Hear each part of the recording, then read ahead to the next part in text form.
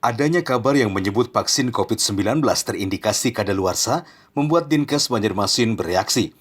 Dinas Kesehatan Kota Banjarmasin memastikan vaksin COVID-19 yang disuntikan kepada para lansia dan pemberi pelayanan publik masih aman serta belum kadaluarsa. Menurut Kepala Dinas Kesehatan Kota Banjarmasin Mahli Riyadi, vaksin yang digunakan pada tahap kedua untuk para lansia dan pemberi pelayanan publik adalah vaksin baru.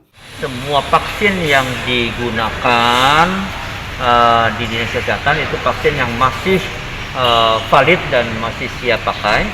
Dan kita memang menerima informasi dari Kementerian Kesehatan adanya memajukan waktu expired yang di bulan Juli menjadi di bulan Maret itu pada tanggal 23. Ya, semua vaksin itu sudah habis kita pakai selama ini, dan vaksin yang digunakan untuk memvaksin para lansia dan pekerja publik itu adalah vaksin baru yang satu vial untuk 10 orang. Sedangkan vaksin yang dibilang dimajukan expirednya itu adalah vaksin kiriman pertama yang satu vial untuk 1 orang. Target sasaran untuk lansia di Kota Banjarmasin berjumlah 55.000 serta 60.000 untuk pemberi pelayanan publik. Sedangkan jumlah vaksin yang diterima pada termin pertama hanya sebanyak 12.000 dosis.